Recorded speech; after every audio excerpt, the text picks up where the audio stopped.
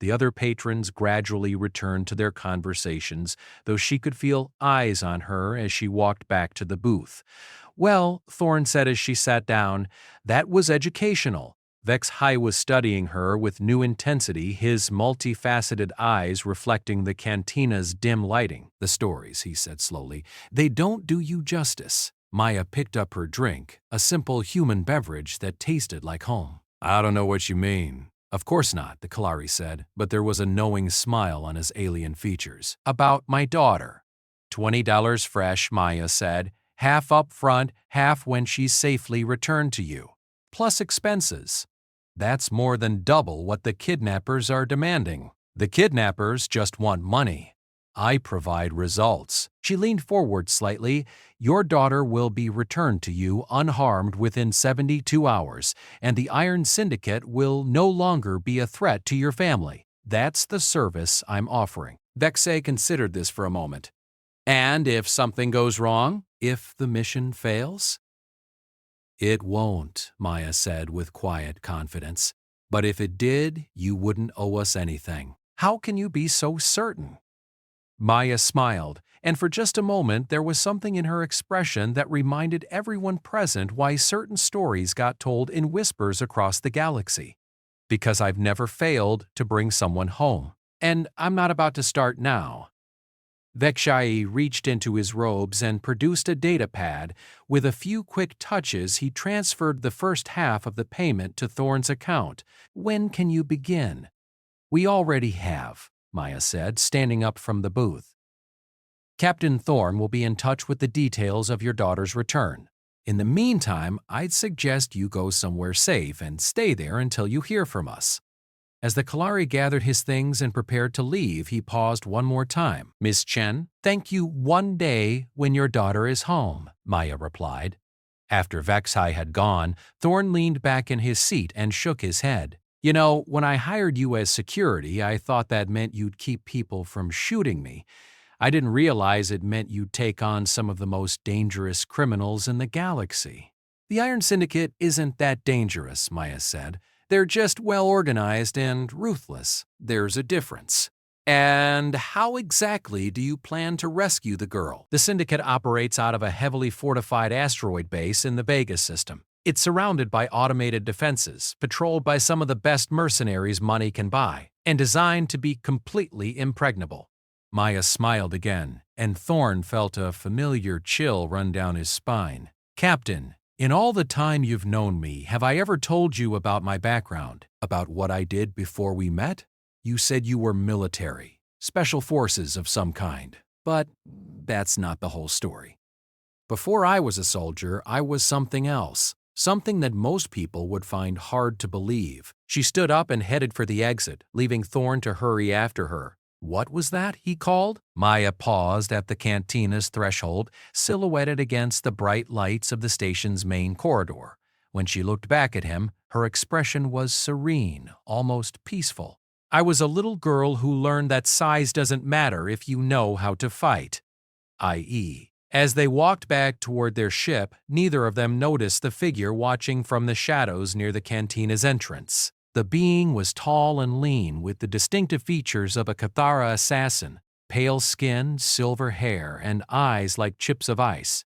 She had been following Maya Chen for 3 months, waiting for the right opportunity to fulfill her contract. The Cathara smiled to herself. Finally, the legendary human would face a challenge worthy of her reputation. The Iron Syndicate was about to become a battleground, and only one of them would walk away alive. The journey to the Vega system took 18 hours through hyperspace, giving Maya time to plan and prepare for what would likely be the most challenging rescue operation she'd undertaken in months. The Iron Syndicate had chosen their base well, an asteroid hollowed out and converted into a fortress, hidden in the chaotic debris field left behind by an ancient supernova. It was the kind of place where ships could disappear forever and unwanted guests could be dealt with permanently. Maya sat in the ship's small gymnasium, a space she'd had Thorne install shortly after joining his crew. The room was equipped with various training apparatus from a dozen different worlds, each designed to push the limits of what various species considered physical excellence. She moved through her morning routine with meditative precision, flowing from one exercise to another in a seamless dance of controlled violence. To any observer, it might have looked like an elaborate form of performance art.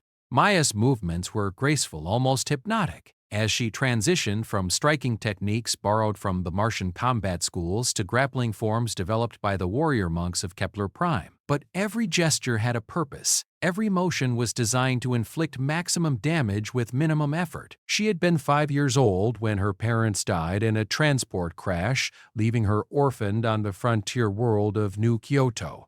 The planet's culture was a unique blend of ancient Earth traditions and the harsh realities of colonial life, and Maya had been raised by the temple masters who taught the old ways to anyone willing to learn. They had seen something in the tiny grieving child, a focus, a determination that went beyond her years. Size is irrelevant, Master Takeshi had told her during her first lesson. A mountain may be large, but water will eventually wear it away. You must learn to be like water, child. Flowing around obstacles, finding the weakest points, striking where your opponent least expects. For 15 years, Maya had absorbed everything the masters could teach her, not just martial arts, but strategy, psychology, and the subtle art of reading people's intentions in their smallest gestures. She had learned to speak a dozen languages, to pilot various types of spacecraft, and to improvise weapons from common household items. By the time she was 20, she was already being called the most dangerous person on New Kyoto. Then the war had come. The hegemony of worlds had decided that New Kyoto's independent status was no longer acceptable, and they had sent an occupation force to bring the planet into line. Maya had been among the first to join the resistance, and her reputation had grown with each impossible victory against overwhelming odds. The liberation of New Kyoto had made her a legend, but it had also made her a target. That was 5 years ago. 5 years of running from one end of the galaxy to the other, taking jobs that let her help people while staying one step ahead of the bounty hunters and assassins who sought the substantial reward on her head. 5 years of trying to convince herself that she was just another freelance operative, not the weapon of mass destruction that others saw when they looked at her. Maya? Thorne's voice came through the ship's intercom. We're dropping out of hyperspace in 10 minutes. Thought you might want to see what we're dealing with. She finished her routine with a series of breathing exercises designed to center her mind and prepare her body for combat, then made her way to the bridge. Thorne was studying the sensor readings with a frown, while their ship's AI displayed a three-dimensional representation of the asteroid field. There, he said, pointing to a roughly spherical object near the center of the debris cloud. That's our target. And those red dots surrounding it are the automated defense platforms. Maya studied the display, noting the positioning of the platforms and the overlapping fields of fire they created. Impressive setup. How many ships do they have on patrol? Sensors are picking up at least 6 vessels moving through the asteroid field. Fast attack craft by the look of them, plus whatever's docked inside the base itself. And the base's defenses? Heavy shields, point defense systems, and what looks like a main gun capable of vaporizing anything smaller than a cruiser. Thorne looked at her with concern. Maya, this isn't like the other jobs. These people aren't small-time criminals or corrupt officials. They're a military organization with military-grade equipment. Maya nodded, still studying the display. What about the asteroid field itself? Any exploitable features? Lots of interference from the radiation, which is probably why they chose this location. Sensors are limited, communications are spotty, and navigation is a nightmare. He paused. Which might actually work in our favor if you're thinking what I think you're thinking. I need you to get me close enough to board the base undetected, Maya said. Once I'm inside, I'll locate the girl and create a distraction large enough to cover our escape. And how exactly do you plan to get aboard a heavily fortified asteroid base without being noticed? Maya smiled, and Thorne felt that familiar chill again. I'm going to knock on the front door. 2 hours later, Maya floated in the vacuum of space, her slim form encased in a sleek EVA suit designed for stealth rather than protection. The suit's surface was covered with adaptive camouflage that shifted to match the background radiation of the asteroid field, making her virtually invisible to most sensors. More importantly, it was equipped with microthrusters that allowed for precise maneuvering in zero gravity. She had inserted from a point nearly 50 kilometers away from the target, using the asteroid field's natural interference to mask her approach. The journey to the base would take her through a maze of debris and patrol routes, but Maya had been planning her route since they'd arrived in the system. She moved like a ghost among the tumbling rocks, using their gravitational fields and rotation to slingshot from one piece of cover to the next. The first patrol ship passed within 100 meters of her position, its crew completely unaware of her presence. Maya watched it go, noting the Krillian design and the heavy weapons modifications. The Iron Syndicate clearly believed in overwhelming firepower as a solution to most problems. She reached the base's outer perimeter 30 minutes after beginning her approach. The asteroid had been extensively modified, with docking bays carved into its surface and sensor arrays protruding from various points. Maya could see the shimmer of energy shields protecting the main entrances, but she wasn't planning to use the main entrances. Every fortress had weaknesses, and the Iron Syndicate's base was no exception. Maya had spotted what she was looking for during her initial analysis, a maintenance airlock on the asteroid's south pole positioned in the shadow of a massive communication array. It was small, probably used only for external repairs, and likely to have minimal security. She approached the airlock with infinite patience, moving only when the patrol ships were on the far side of their routes. The lock itself was a standard Galactic Industries model, designed more for keeping atmosphere in than for keeping intruders out. Maya attached a small device to the control panel, and within minutes she had bypassed the security protocols and gained entry. The maintenance corridor beyond was cramped and dimly lit, obviously not designed for regular use. Maya removed her EVA suit and stashed it in a service alcove, then began her infiltration of the base proper. She was now dressed in dark, form-fitting clothing that allowed for maximum mobility with various tools and weapons concealed in hidden pockets and sheaths. The base's layout was typical of converted asteroids, a central hub with multiple levels radiating outward like the spokes of a wheel. Maya consulted the building schematics she'd downloaded from a black market database, noting the locations of security checkpoints, guard stations, and likely detention areas. She moved through the service corridors like a shadow, avoiding the main thoroughfares where her presence might be noticed. The base was surprisingly well staffed, with guards from at least 6 different species patrolling the various sections. Maya cataloged their patrol patterns and equipment as she passed, filing the information away for later use. 20 minutes after entering the base, she found what she was looking for. The detention level was located on sublevel 3, behind multiple security checkpoints and blast doors. Maya studied the approaches from a ventilation grate, noting the positions of the guards and the types of sensors they were using.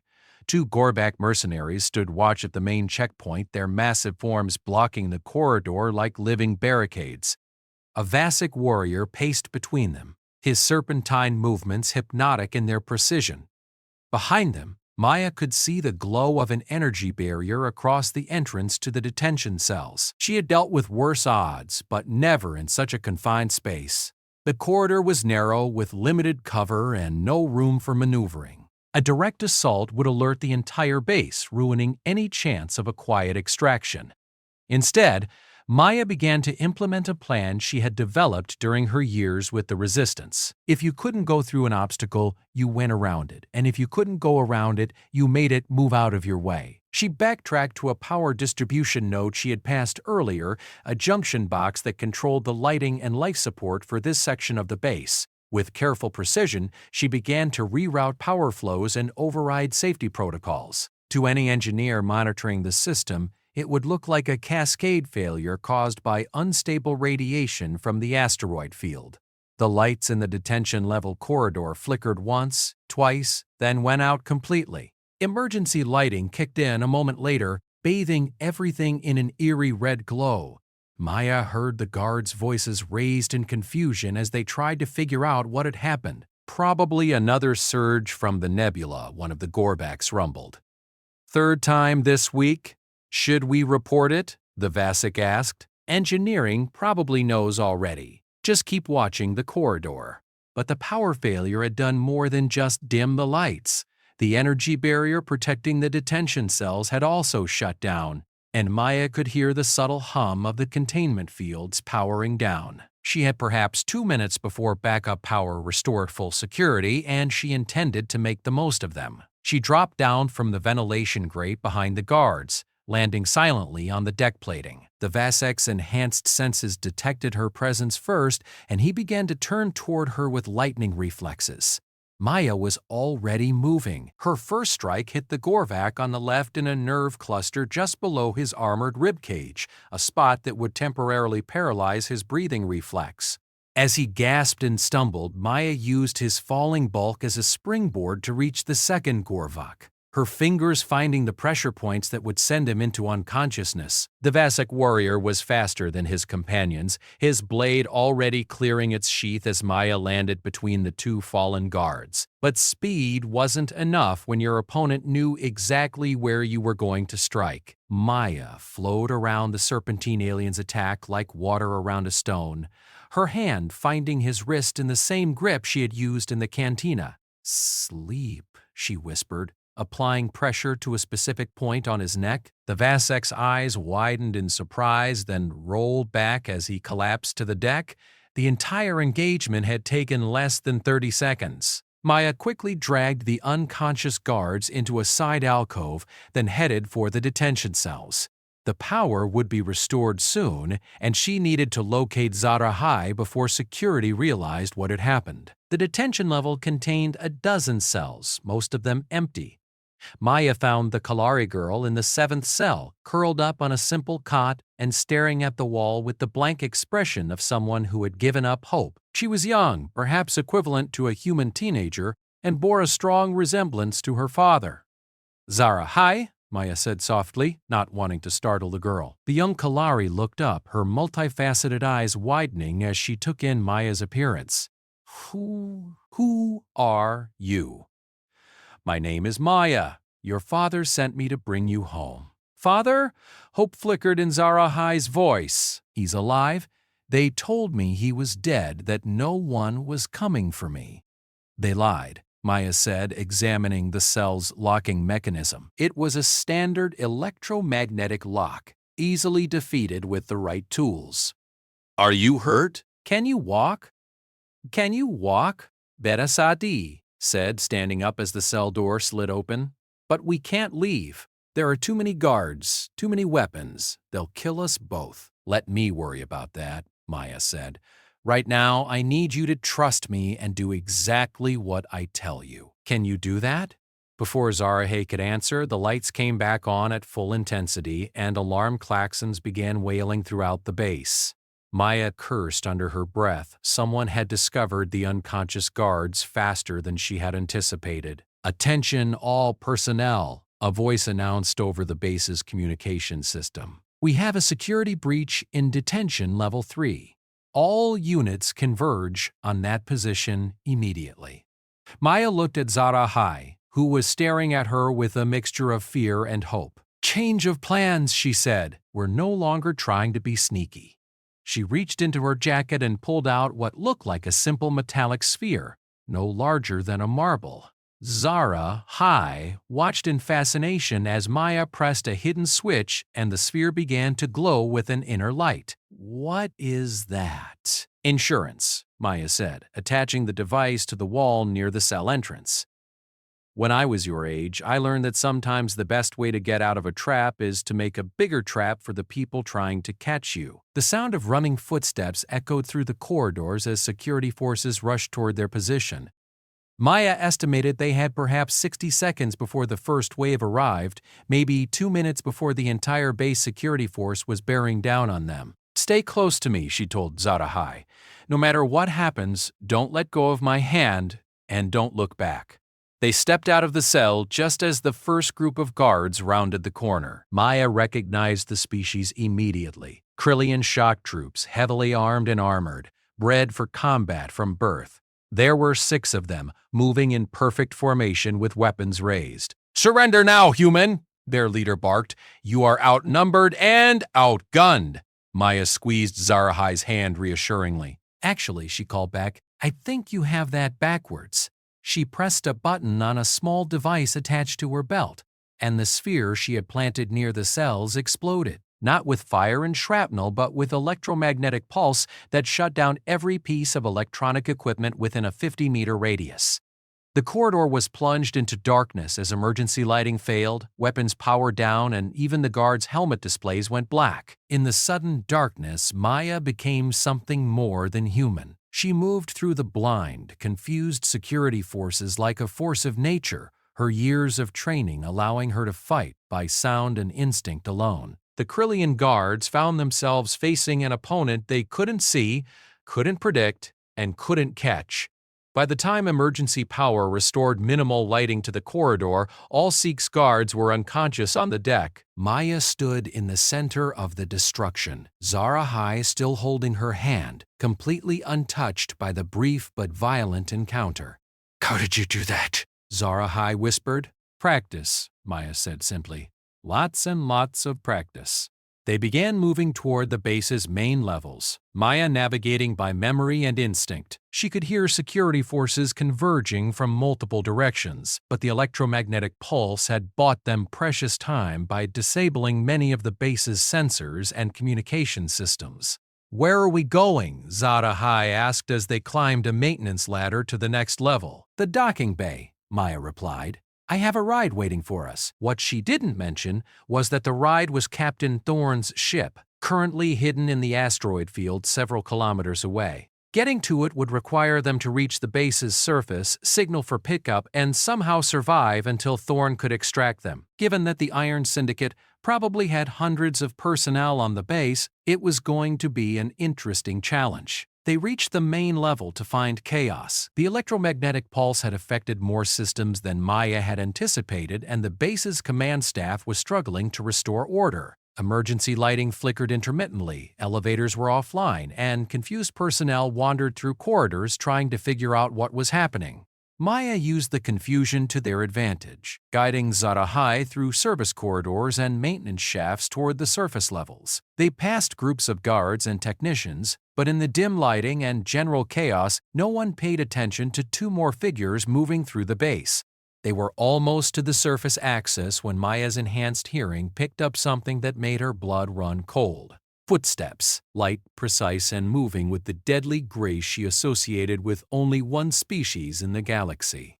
"Zarahai," she said quietly, "I need you to hide in that alcove and don't come out until I tell you to." "What's wrong?" "Someone very dangerous is coming," Maya said, checking the weapons concealed in her clothing. "Someone who's been hunting me for a long time." The Kithara assassin stepped around the corner with fluid grace, her pale features almost luminous in the emergency lighting. She was tall and lean, with silver hair pulled back in a warrior's knot and ice-blue eyes that seemed to see straight through Maya's soul. In her hands, she carried the traditional weapons of her people, curved blades that seemed to drink in the light around them. "Maya Chen," she said, her voice carrying the musical quality of her species. "I am Silandra of the Void Court. I have been contracted to end your life." "Let me guess," Maya said, slowly moving to place herself between the assassin and Zarahai's hiding place. "The hegemony of worlds is still upset about New Kyoto." Silandra smiled, an expression both beautiful and terrifying. "They are indeed, but this contract comes from someone much closer to home. Someone who believes you've become too dangerous to live." Maya felt a chill that had nothing to do with the base's environmental systems. The Kithara were the galaxy's most feared assassins, and they never took contracts lightly. If someone had hired Silandra to kill her, it meant that her past had finally caught up with her in the worst possible way. "Well," Maya said, settling into a fighting stance that Master Takeshi had taught her 20 years ago, "I suppose we'd better get this over with."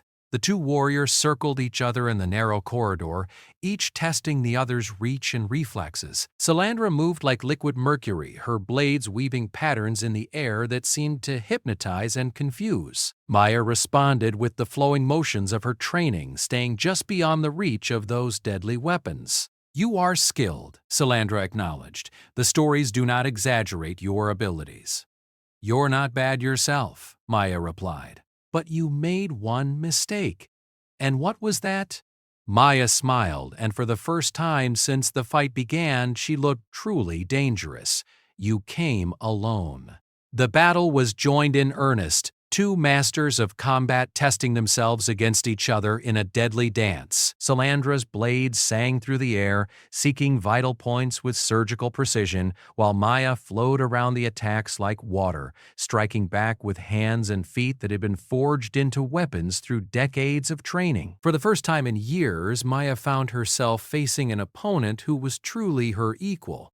The Kythara assassin was everything the stories claimed: fast, deadly, and utterly ruthless. But Maya had something Salandra didn't have. She had something worth fighting for. The tide of battle turned when Maya managed to trap one of the assassin's blades between her forearm and the corridor wall, leaving Salandra momentarily vulnerable. Maya's strike was precise and devastating, hitting the Kythara in a nerve cluster that would paralyze her arm for several minutes. Salandra stepped back, her left arm hanging useless at her side. She looked at Maya with something approaching respect. Impressive. Very few beings have ever managed to land a blow on me. Surrender, Maya said. The contract ends here. The assassin shook her head. I cannot. My honor demands completion. She raised her remaining blade and prepared for another attack, but before she could move, Zarahai stepped out of her hiding place. The young Kalari was holding something in her hands, a small device that Maya recognized as an emergency beacon. I called for help, Zarahai said quietly. Galactic security forces are already on their way. Through the base's hull, they could hear the distinctive whine of GSF patrol ships dropping out of hyperspace. Salandra's expression shifted to one of calculation. Assassins did not survive long if they stayed to fight entire fleets. This is not over, she said to Maya. The contract remains active, but today is not the day. The Kythara assassin melted back into the shadows, with the same fluid grace she had used to appear, leaving Maya and Zarahai alone in the corridor. Through the base's communication system, they could hear the Iron Syndicate's leaders ordering a full evacuation as GSF forces surrounded the asteroid. How did you know to call them? Maya asked as they made their way toward the surface. Father taught me that sometimes the best solution is the simplest one. Zarahai said. You were fighting to save me, so I thought I should fight to save you. Maya smiled, feeling something warm unfold in her chest. It had been a long time since anyone had fought to save her. Your father is going to be very proud of you. 20 minutes later, they stood on the asteroid's surface, watching as Captain Thorne's ship descended toward the improvised landing pad. The Iron Syndicate's base was in chaos, its leaders either fleeing or surrendering to the GSF forces that had surrounded them. In the space of a few hours, one of the galaxy's most feared criminal organizations had been brought to its knees.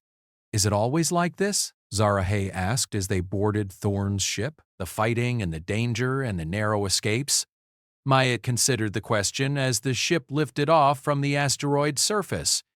Usually it's worse, she said finally. Zarahai laughed, a sound that reminded Maya why she had chosen this life in the first place. In a galaxy full of predators and tyrants, sometimes the only thing standing between the innocent and the darkness was a tiny girl who had learned how to fight. The reunion between Vex High and his daughter took place on the neutral ground of Cerberus Station, a massive trading hub that orbited the twin stars of the Alpha Centauri system. Maya watched from the observation deck as father and daughter embraced, their alien features expressing an emotion that transcended species barriers. It was moments like these that reminded her why she had chosen this particular path through the galaxy. Payment's been transferred, Captain Thorne said, joining her at the window. Vex High added a bonus, something about exceeding expectations. Maya nodded, still watching the reunited family. Good. We'll need the extra credits for repairs. About that, Thorne said carefully. The Iron Syndicate job made the news feeds. Our faces are going to be on every bounty board from here to the Outer Rim. Were you planning to retire anyway? Maya asked, turning to face him. Thorne laughed, a sound with very little humor in it. At my age, I was hoping to live long enough to consider retirement. Now I'm wondering if we'll survive the week. It was a valid concern. The destruction of the Iron Syndicate had sent ripples throughout the criminal underworld, and Maya's role in the operation had not gone unnoticed. Already, her message queue was filling with offers from desperate families, law enforcement agencies, and organizations that claimed to fight for justice. But for every legitimate offer, there were 3 bounty notices and assassination contracts. We could lay low for a while, Thorne suggested. Find a quiet system, maybe take some legitimate cargo runs until things cool down. Maya was about to respond when her personal communicator chimed with an incoming priority message. She glanced at the sender's identification and felt her blood run cold. The transmission was coming from New Geneva, the capital world of the Terran Republic, and it bore the official seal of the Republic Navy. Maya, Thorne said, noticing her expression. What is it? She activated the holographic display, and the image of a woman in her 50s appeared before them. Admiral Sarah Chen wore the crisp uniform of the Republic Navy, her graying hair pulled back in a regulation bun and her dark eyes filled with a mixture of pride and concern that Maya remembered from childhood. "Hello, sweetheart," the Admiral said. "I know it's been a long time since we've talked, but I need your help. Something has happened, something that threatens everything we've worked to build. I'm sending you coordinates for a meeting. Please come. Your mother needs you." The message ended, leaving Maya staring at the empty air where her mother's image had been. She hadn't spoken to Admiral Chen in over 3 years, not since their last argument about Maya's chosen career path. The fact that her mother was reaching out now, using her military rank and resources, meant that something was seriously wrong. "Your mother is an admiral?" Thorne asked, his voice carefully neutral. "Admiral Sarah Chen, commander of the Republic Navy's 3rd Fleet," Maya said, "also known as the woman who spent 15 years trying to convince me to follow in her footsteps instead of becoming a freelance operative. And now she's asking for your help." They pointed to a location in the Tau Ceti system, specifically to a small moon that housed one of the Republic Navy's most secure intelligence facilities. Whatever crisis had prompted this contact, it was significant enough to require absolute secrecy. "Set course for Tau Ceti," she told Thorne. "Maximum speed." "Maya, are you sure about this? Meeting with Republic Navy intelligence could compromise your independence. They might try to recruit you or, worse, arrest you for some of the jobs you've taken." "My mother wouldn't betray me," Maya said with quiet confidence. "Whatever she wants to discuss, it's important enough to risk both our careers." The journey to Tau Ceti took 2 days, during which Maya found herself thinking about the complicated relationship she had with her famous mother.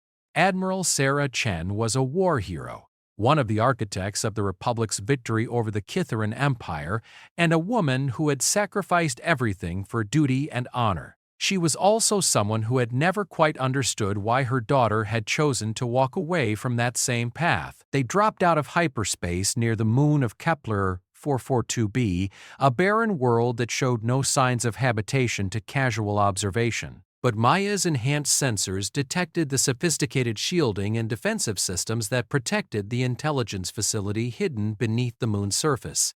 As they approached the designated coordinates, a docking bay opened in what had appeared to be solid rock. "Well," Thorne said as they guided their ship into the underground facility, "this is either going to be a very pleasant family reunion, or we're about to become permanent guests of Republic Navy intelligence, easily capable of handling a dozen ships the size of Thorne's vessel." As they settled onto the landing pad, Maya could see technicians in Republic Navy uniforms moving to secure their ship.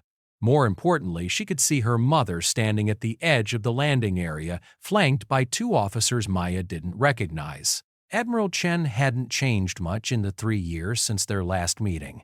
She was still the composed, commanding presence that had intimidated enemy admirals and inspired loyalty among her crews. But Maya could see lines of stress around her eyes, and the way she held herself suggested someone carrying a tremendous burden.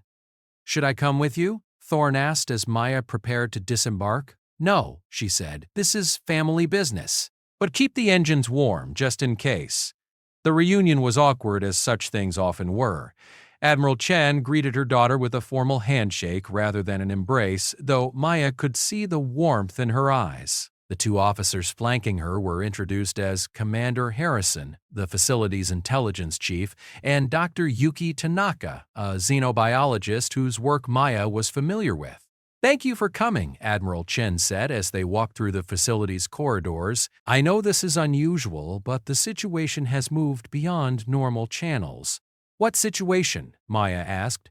Instead of answering directly, her mother led them to a secure briefing room deep within the facility. The chamber was designed to prevent any form of electronic surveillance, and the walls were lined with displays showing star charts, intelligence reports, and what appeared to be tactical assessments of various alien species. 3 weeks ago, Commander Harrison began. Once they were all seated, we received a distress signal from the Kepler 186 system. A Republic science vessel, the URS Discovery, was conducting a routine survey of potentially habitable worlds when they encountered something unprecedented. Tanaka activated a holographic display showing a planet covered in vast forests and oceans. Kepler 186F is a world that should have been uninhabitable. Our initial surveys indicated no signs of intelligent life, no advanced technology, nothing that would suggest anything more than basic plant and animal life.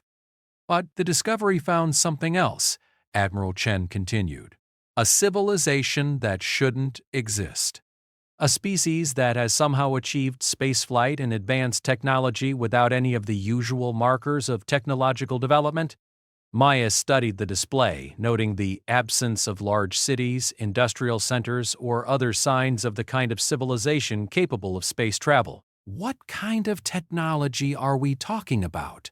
That's where it gets interesting, Harrison said. The beings who inhabit Kepler 186F appear to be using biotechnology so advanced that it resembles magic. Ships grown rather than built, weapons that appear to be living organisms, cities that are indistinguishable from forests until you realize that the trees are actually living buildings. The Discovery made contact. Dr. Tanaka continued. The beings called themselves the Veiltar, and they seemed friendly enough. They allowed our people to visit their world, to study their technology, to document their culture. Everything seemed perfectly normal for a first contact situation. Until the Discovery stopped reporting, Admiral Chen said grimly. 3 days ago, all communication with the ship ceased. When we sent a probe to investigate, we found the ship still in orbit around Kepler 186F, but completely unresponsive to our signals. Maya felt a chill run down her spine. What do you think happened? We're not sure, Harrison admitted. It could be anything from a technical malfunction to a hostile takeover. But given the strategic importance of first contact with a new species, we can't afford to assume the best-case scenario. The problem, Admiral Chen said, is that we can't send a military force to investigate without potentially starting an interstellar war. If the Veiltar are hostile, a show of force could provoke them into attacking Republic worlds. If they're peaceful and something else happened to the Discovery, a military response could destroy any chance of establishing diplomatic relations. So you need someone who can investigate without representing the Republic Navy, Maya said, beginning to understand why her mother had contacted her. We need someone with the skills to handle whatever situation they find, Tanaka said. Someone who can make contact with the Veiltar, determine what happened to our people, and extract them if necessary. Someone who can operate independently and make decisions without waiting for orders from the Republic. Maya looked at the three officers, noting the desperation carefully hidden behind their professional facades. What aren't you telling me?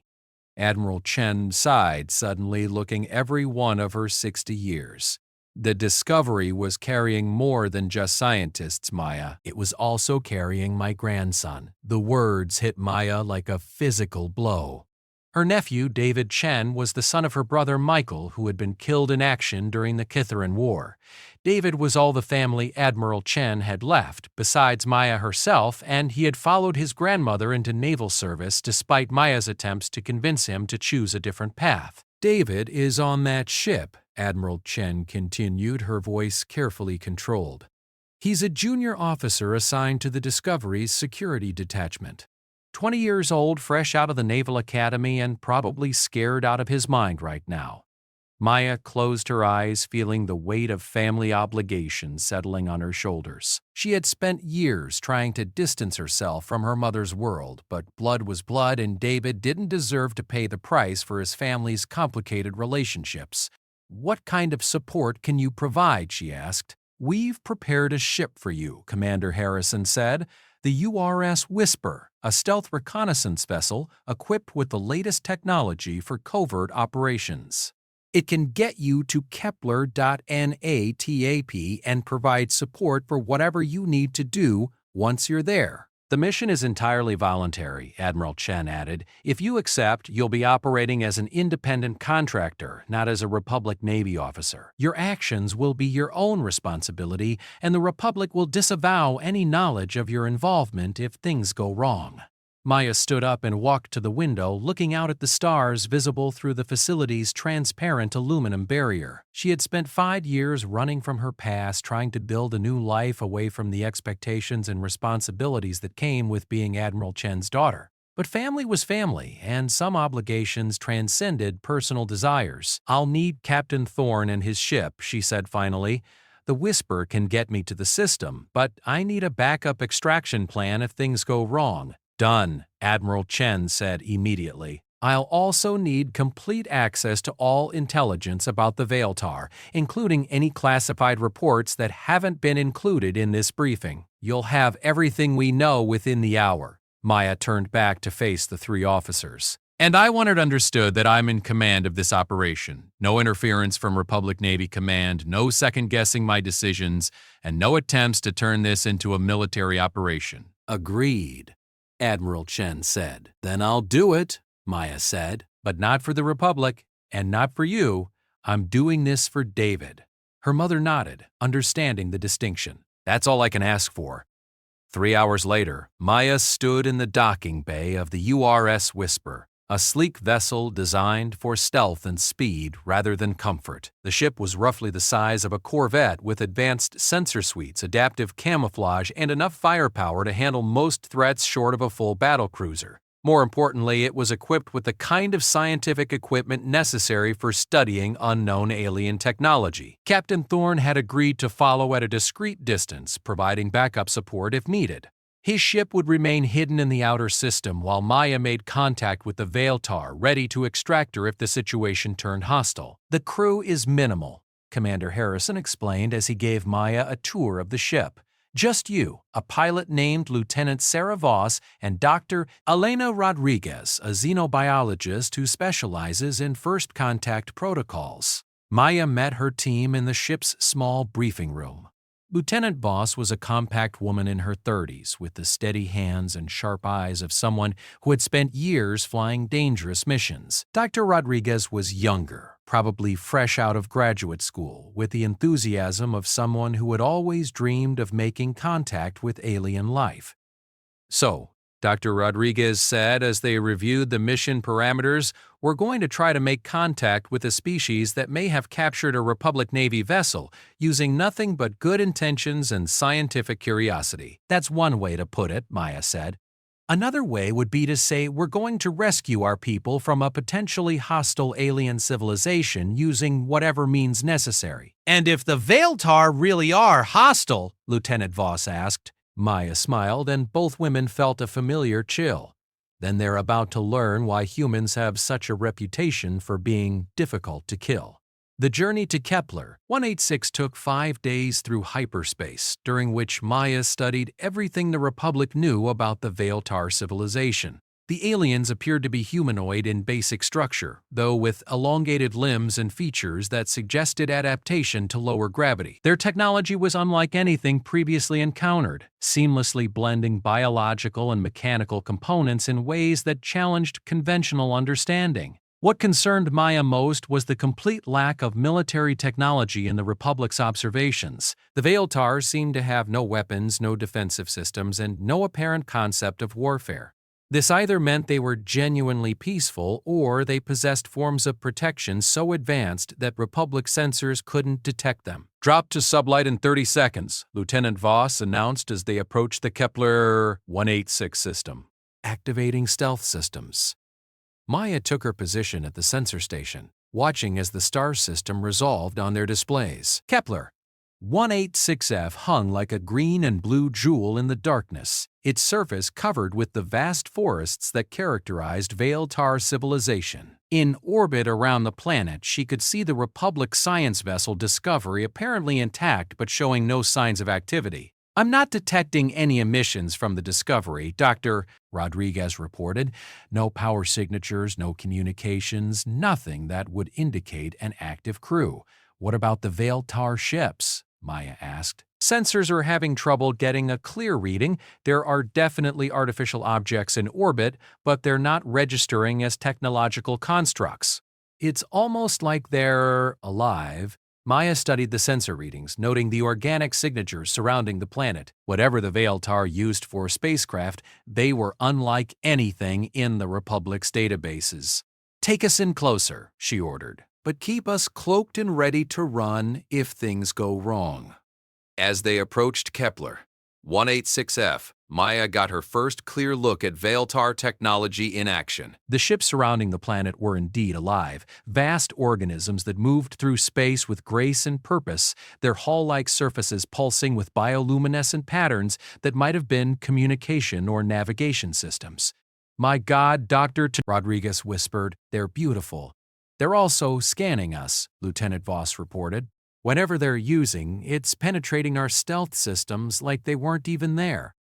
Before Maya could respond, the comm system activated with a signal unlike anything they had ever heard. The transmission was a combination of harmonic tones, electromagnetic pulses, and what sounded like organic whispers, all woven together into something that was clearly an attempt at communication. "Can you translate that?" Maya asked. Dr. Rodriguez worked frantically at her console, trying to decode the alien signal. "I'm getting fragments. Something about welcome? Recognition? They seem to know we're here, and they don't appear hostile." "Are you sure about that?" "As sure as I can be when dealing with a completely alien form of communication." Maya made a decision that would have terrified most military officers. "Open a channel. Let's see if we can talk to them." The response was immediate. The harmonic tones resolved into something that resembled music, and the electromagnetic patterns formed images on their displays, representations of the whisper, the discovery, and what appeared to be an invitation to approach the planet's surface. "They want us to land," Dr. Rodriguez translated. "They're offering safe passage and promising to explain what happened to our people." Maya studied the alien images, looking for any sign of deception or threat. The Veil-Tar communication seemed genuine, but she had learned long ago that appearances could be deceiving when dealing with unknown species. "Plot a course to the surface," she ordered, "but keep our weapons armed and our engines ready for immediate departure." As the whisper descended through Kepler 186 atmosphere, Maya caught her first glimpse of Veil-Tar civilization from ground level. The planet's surface was covered with what appeared to be an endless forest, but as they flew closer, she began to see the underlying structure. The trees were indeed buildings, their living wood shaped into complex architectural forms that pulsed with the same bioluminescent patterns they had seen on the ships. "Landing zone ahead," Lieutenant Voss reported. "It looks like a clearing, but the trees are moving aside to make room for us." Maya watched in fascination as the forest literally rearranged itself to accommodate their landing, branches and trunks flowing like water to create a perfect landing pad. Whatever the Veil-Tar were, they had achieved a level of biotechnological integration that was almost incomprehensible. They sat down in the center of the clearing, and Maya could see figures emerging from the surrounding forest. The Veil-Tar were even more striking in person than in the Republic's recordings. Tall, graceful beings with skin that seemed to shift between green and brown depending on the light, and large eyes that held an intelligence that was both alien and strangely familiar. "Stay with the ship," Maya told her crew. "I'm going to make contact."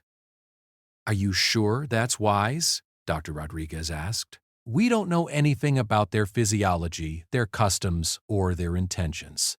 Maya smiled as she checked her weapons and prepared to step outside. "That's what makes it interesting."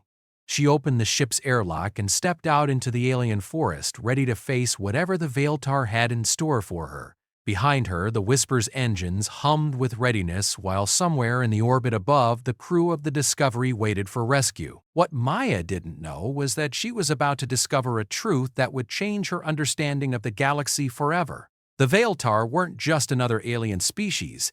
They were something far more significant and far more dangerous than anyone in the Republic had ever imagined. The air of Kepler 186F was sweet with the scent of flowering plants and rich earth, carrying undertones of something Maya couldn't quite identify. Ozone, perhaps, or the electrical charge that preceded a thunderstorm. As she stepped away from the Whisper, the forest around her seemed to pulse with a life that went beyond anything she had experienced on other worlds. Every tree, every vine, every blade of grass appeared to be connected to some vast network of organic communication. The Veiltar who approached her moved with fluid grace, their elongated limbs carrying them across the forest floor without disturbing so much as a fallen leaf. They were taller than humans, averaging perhaps 7 feet in height, with skin that shifted between earthen tones as they moved. Most striking were their eyes, large, multifaceted organs that seemed to capture and reflect light in impossible ways. The leader of the group stopped approximately 10 feet from Maya, a distance that suggested both respect and caution. When it spoke, the words came not from a mouth, but from the very air around them, as if the forest itself was giving voice to the creature's thoughts. "Welcome, small warrior," the voice said, the universal translator in Maya's ear rendering the harmonic tones into comprehensible speech. "I am called Growing Toward Light Through Shadow. Though your people might find it easier to call me Shadow, we have been waiting for you to arrive." Maya kept her hands visible but ready, her enhanced senses cataloging every detail of the alien beings surrounding her. "You were expecting me? Not you specifically," Shadow replied, "but someone like you. Someone who carries the mark of violence transformed into protection. Someone who has learned to make strength from gentleness and wisdom from pain." The words sent a chill down Maya's spine. The Veiltar's description was uncomfortably accurate, touching on aspects of her nature that she rarely acknowledged even to herself. "You're holding my people," she said, deciding on directness over diplomacy. "The crew of the Discovery. I want them returned safely." Holding? Shadow's head tilted in what might have been confusion. "No, small warrior. We are healing them. Your people came to us damaged by fear and misunderstanding, and we have been trying to repair what was broken." Maya felt a spike of alarm. What kind of healing? Instead of answering directly, Shadow gestured toward the forest around them. Maya watched in fascination as the trees began to shift and flow, their living wood rearranging itself to form what appeared to be a path deeper into the alien ecosystem. "Come," Shadow said, "see for yourself what we have done. But know that once you witness our truth, you cannot return to ignorance." Maya activated her comm system, speaking quietly to her crew aboard the Whisper. "I'm going with them to see the Discovery crew. If I'm not back in 6 hours, contact Captain Thorne and get out of here." "Maya," Dr. Rodriguez's voice came through her earpiece. "The energy readings around you are off the charts." "Whatever the Veiltar are doing, it's affecting the very structure of reality in your vicinity." "Noted," Maya replied. "Monitor everything and be ready to move." She followed Shadow and the other Veiltar along the path that continued to reshape itself before them. As they walked, Maya noticed that the forest around them was far more complex than it had initially appeared. What she had taken for ordinary trees were actually vast networks of interconnected organisms, their root systems forming underground cities while their branches created aerial walkways and platforms. "Your science vessel arrived here 3 weeks ago," Shadow explained as they walked. "Your people were filled with wonder at first, eager to learn about our ways and our world, but then they began to understand what we truly are, and fear replaced wonder." "What are you?" Maya asked. Shadow paused at what appeared to be a clearing, though Maya realized after a moment that they were actually standing in a vast natural amphitheater formed by the living architecture of the forest. In the center of the space, suspended by organic cables that pulsed with bioluminescent energy, hung what could only be the crew of the Discovery. In the vast expanse of the Galactic Confederation, where alien species tower over humans like mountains over pebbles, where strength is measured in tons of crushing crushing force and speed and light years conquered, there exists a simple truth that is echoed through 1,000 worlds. Size matters. The bigger, the stronger, the more terrifying you appear, the more respect you command. But sometimes, the universe has a twisted sense of humor. Sometimes it takes everything you think you know about power, about dominance, about what it means to be feared, and wraps it up in a package so small, so unassuming that by the time you realize what you're looking at, it's already too late. Her name is Maya Chen. She stands 4'11" tall, she weighs 97 pounds, soaking wet. And she is about to remind every alien warrior, every galactic champion, every self-proclaimed apex predator in the known universe of one fundamental fact about humanity. We don't win because we're the biggest. We win because we refuse to lose. The trading station of Zerion Prime buzzed with the constant hum of 1,000 different species conducting business across the galaxy. Towering Krillian merchants haggled with crystalline zephirites over rare minerals, while serpentine Vasek traders slithered between the stalls, their forked tongues tasting the air for profitable deals. The cacophony of alien languages mixed with the universal translator's mechanical interpretations, creating a symphony of commerce that never slept. Maya Chen walked through this maze of otherworldly chaos with the practiced ease of someone who had spent the better part of 5 years navigating alien customs and cultures. At barely 5 feet tall, she moved like a shadow among giants, her presence so unremarkable that most beings didn't even notice her passing. This was exactly how she preferred it. The process is delicate and takes time, but the results are always beautiful. Your people will emerge from their healing as beings of pure peace, incapable of violence or aggression, free to explore the true wonders of existence. Maya stared at the suspended crew members, understanding now what she was really looking at. This wasn't healing, it was transformation on a fundamental level, the rewriting of human nature itself. The Veiltar weren't trying to help humanity, they were trying to eliminate everything that made humans human. "You're lobotomizing them," she said quietly. "We are removing their capacity for violence," Shadow corrected. "Surely you, of all people, would appreciate such." She wore simple, practical clothing, dark cargo pants, a fitted tank top, and a lightweight jacket that concealed more weapons than most small armies carried. Her black hair was pulled back in a neat ponytail, and her dark eyes constantly scanned her surroundings with the alertness of a predator, though to any casual observer she appeared to be just another human tourist exploring the wonders of galactic civilization. The irony wasn't lost on her. Here, surrounded by species that could bench press a shuttlecraft or move faster than most humans could blink, she was considered one of the most dangerous individuals in known space. Not that anyone would believe it by looking at her. "Excuse me," a gravelly voice rumbled behind her. Maya turned to see a Gorvak mercenary, easily 8 feet tall and built like a walking tank. His gray, rock-like skin was scarred from countless battles, and his forearms ended in hands that could crush steel. "You're in my way, little human." Maya looked up at the creature, her expression calm and neutral. "Sorry about that," she said, stepping aside with a polite smile. The Gorvak grunted and lumbered past, clearly dismissing her as beneath notice. She watched him go, mentally cataloging the weapons he carried, the way he favored his left side suggesting an old injury, and the fact that for all his intimidating bulk, he moved with the graceless confidence of someone who had never faced a real threat. She continued toward her destination, a dingy cantina called the Broken Chain, that catered to the seedier elements of the station. It was here that Captain Thorne, her current employer, had arranged to meet with a potential client. Maya had been working as Thorne's security consultant for the past 6 months, a euphemistic title that essentially meant she kept him alive while he conducted business with the kind of people who settled disputes with plasma rifles. Thorne was a decent enough human, as smugglers went.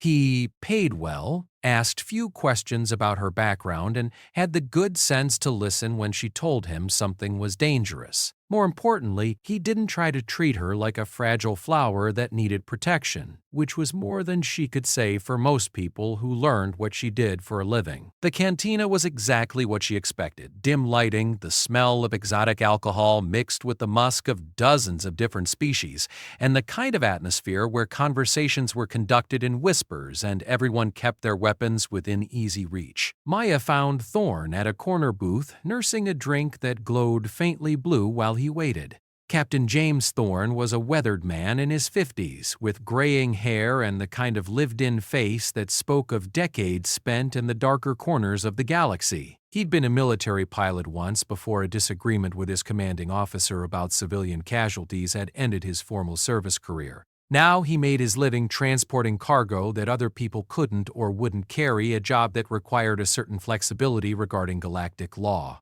"Maya," he said, rising slightly from his seat as she approached. "Right on time." "Any sign of our contact?" she asked, sliding into the booth across from him. "Not yet, though I did notice some interesting company on my way in." He gestured subtly toward the bar, where 3 Vasic warriors were drinking something that steamed and hissed in their glasses. "Seen those particular faces on a few wanted posters lately?" Maya glanced over, taking in the serpentine aliens with their scaled skin and predatory grace. Vasic were natural fighters with reflexes that put most species to shame and a cultural obsession with personal combat that made them highly sought after as mercenaries. They were also notoriously arrogant and had little respect for species they considered inferior. "The Crimson Coil," she murmured, recognizing the distinctive markings on their armor. "Bounty hunters. High-end ones." "That's what I was afraid of," Thorn said. "Question is, are they here for us, or is this just a coincidence?" Before Maya could answer, a new figure approached their table. The being was humanoid, but clearly not human, with pale blue skin, elongated limbs, and large, multifaceted eyes that seemed to take in everything at once. This was a Kalari, a species known for their intelligence and their role as information brokers throughout the galaxy. "Captain Thorn," the Kalari said, his voice carrying the musical quality common to his species. "I am Vexahay. Thank you for agreeing to meet with me." "Mr. Vexay," Thorn replied, gesturing to the empty seat beside him. "Please, have a seat. This is my associate, Maya." The Kalari's multifaceted eyes fixed on Maya for a moment, and she saw something flicker in them. Recognition, perhaps, or curiosity. "A pleasure," he said simply, settling into the booth. "So," Thorn continued, "your message mentioned a job. Something about a retrieval operation?" Vexay nodded, pulling out a small holographic projector. With a touch, it displayed the image of a young Kalari female, her skin a deeper shade of blue than his own. "My daughter, Zara High, she was taken 3 days ago by a group calling themselves the Iron Syndicate. They're demanding a ransom of 10 million credits for her safe return." Maya studied the hologram, noting the family resemblance. "The Iron Syndicate," she said. "They're not just criminals. They're specialists in kidnapping high-value targets from affluent families. They have a reputation for keeping their word, but also for making examples of anyone who tries to rescue their prisoners." Beck's shy's eyes widened slightly. Maya's hand moved instinctively toward her weapon, but she stopped when she saw that the suspended humans appeared to be unharmed. They hung in what looked like cocoons of living tissue, their faces peaceful and their breathing steady. Whatever was being done to them, they didn't appear to be suffering. "Your nephew is there," Shadow said, indicating one of the cocoons, third from the left. "The fear was strongest in him. He carries the genetic memory of warriors, the ancestral knowledge of those who have seen too much death." Maya could indeed see David among the suspended crew members, his young face relaxed in what appeared to be deep sleep. But she could also see something else, a faint luminescence surrounding each of the humans, as if they were being infused with the same energy that powered the Veiltar's biotechnology. "What are you doing to them?" she demanded. "We are healing them," Shadow replied. "Your species carries wounds that go deeper than flesh, deeper even than memory. You are scarred by millennia of violence, poisoned by the need to fight and kill and destroy in order to survive. We are trying to remove that poison to help your people become what they were meant to be before fear corrupted your evolution. Maya felt a cold understanding begin to dawn. You're trying to change them, to alter their fundamental nature. We are trying to save them, another Vailtar interjected, its voice carrying harmonics of urgency and concern. Your species is dying, small warrior, though you do not see it. You have become so focused on conflict and competition that you have forgotten how to simply exist in harmony with the universe around you. And you think you can fix that? Maya's voice carried an edge of danger that made several of the Vailtar step back. We know we can, Shadow said. We have done this before with other species that had lost their way. You know of them? I know of a lot of things, Maya replied. The question is, why come to us instead of going to the authorities? The Galactic Security Force has a whole division that deals with kidnapping cases because the Iron Syndicate has informants in the GSF, Vex's High said bitterly. My previous attempts to involve official law enforcement resulted in my daughter being moved to an even more secure location. I need someone who can operate outside normal channels. Someone who can get her back without triggering their contingency plans. Thorn leaned back in his seat. And you think we can do what the GSF couldn't? I think you have something they don't, Vekshay said, his eyes again focusing on Maya. A reputation for the impossible. It was always like this when someone recognized her, when the carefully maintained facade of anonymity began to crack. She'd spent 5 years trying to leave her past behind, but it had a way of catching up with her. I'm not sure what you mean, she said carefully. Vex Hay smiled, an expression that was somehow both knowing and sad. I've heard stories, Ms. Chen. Stories about a human woman who single-handedly destroyed a Krillian battle fortress. About someone who defeated the champion of the warrior clans of Rigel in single combat. About a ghost who appears wherever tyrants and criminals think they're safe and leaves only justice in her wake. The temperature in Maya's vicinity seemed to drop several degrees. Thorn, who had been reaching for his drink, froze with his hand halfway to the glass. Even in the noisy cantina, their little corner had become an island of sudden tension. Those sound like fairy tales, Maya said, her voice perfectly level. The kind of stories people tell to make sense of things they don't understand. But fairy tales sometimes have happy endings. And right now, a happy ending is all I have to hope for.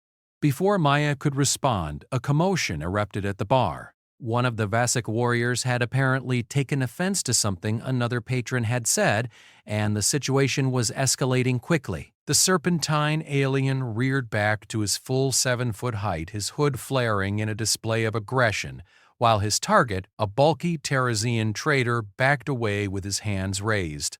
I said nothing wrong, the Terrazian protested. I was merely commenting on the quality of the liquor. You implied that Vasek taste buds are inferior. The warrior hissed, his forked tongue flicking out to taste the air. This is an insult that demands satisfaction. Maya watched the confrontation with professional interest. Vasek were dangerous opponents under the best circumstances, and this one was clearly intoxicated and looking for a fight. The Terrazian, while larger than a human, was no match for a trained Vasek warrior. This was going to end badly. Should I? Thorn began, reaching inside his jacket. No, Maya said quietly. Let me handle this. She stood up from the booth and walked toward the bar, moving with the same unhurried pace she'd maintained since entering the cantina. The other patrons were already backing away, creating a circle around the two combatants. The Vasek warrior had drawn a curved blade from his belt, its edge gleaming with what looked like poison. Excuse me, Maya said, stepping between the two aliens. Is there a problem here? The Vasek warrior looked down at her, his reptilian features twisting into an expression of amused contempt. This does not concern you, tiny human. Remove yourself before you get hurt. I'm just trying to help, Maya replied, maintaining her polite smile. Maybe we can work this out without anyone getting injured? The warrior's companions at the bar burst into hissing laughter. Did you hear that? One of them called out. The little human thinks she can mediate a challenge of honor. How adorable, the second one added. Perhaps she would like to take the Teresian's place. I'm sure Kethvar would enjoy a warm-up before the real fight. Kethvar, the warrior with the blade, studied Maya with newfound interest. Actually, he said, his voice taking on a predatory tone, that's not a bad idea. It's been too long since I've had the chance to demonstrate proper Vasek superiority over the human species. Maya sighed, the sound somehow conveying infinite patience and mild disappointment. Are you sure that's what you want to do? What I want, Kethvar said, raising his blade, is to remind everyone in this establishment why Vasek warriors are feared throughout the galaxy, starting with you, little girl. The attack came with the lightning speed that made Vasek such formidable fighters. The poisoned blade sliced through the air in a perfect arc, aimed at Maya's throat with surgical precision. In any other circumstance, against any other opponent, it would have been the end of the fight before it truly began. Instead, Kethvar found himself staring at empty air. Maya had moved, not just quickly, but with a fluidity that seemed to defy physics. One moment she had been standing directly in front of him, the next she was beside him, her hand resting gently on his wrist. "That's a beautiful blade," she said conversationally. "Vasek steel, if I'm not mistaken.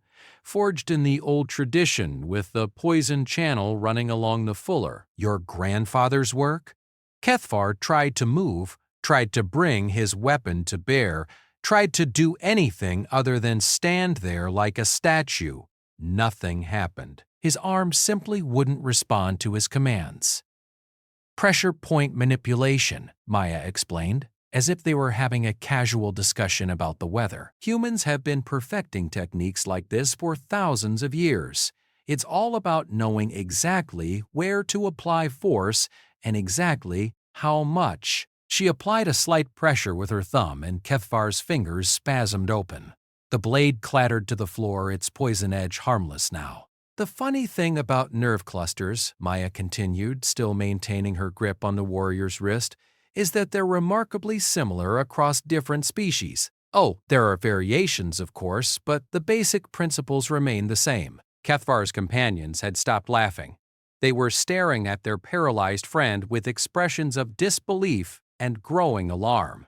The cantina had gone completely silent, every patron focused on the small human woman who had just neutralized one of the galaxy's most dangerous warrior species with what appeared to be a gentle touch. "Now," Maya said, finally releasing the Vasek's wrist, "I think you owe the Terratian gentleman an apology." "Don't you?" Feeling returned to Kethvar's arm and a rush of tingling sensation. He flexed his fingers, confirming that he could move again, then looked down at Maya with an expression that had shifted from contempt to something approaching respect. "What are you?" he asked quietly. "I'm someone who doesn't like bullies," Maya replied, "and someone who believes in giving people a chance to make better choices." Kethvar stared at her for a long moment, then turned to the Teresian trader. "I apologize for my behavior." The insult was imagined, not intended. The trader nodded quickly, clearly eager to put the incident behind him. Of course. No harm done." The three Vasek warriors gathered their things and left the cantina without another word, though Maya noticed that Kethvar glanced back at her once before disappearing through the doorway. The tiny girl expert in all forms of combat, best HFY Stories. HFY Sci-Fi.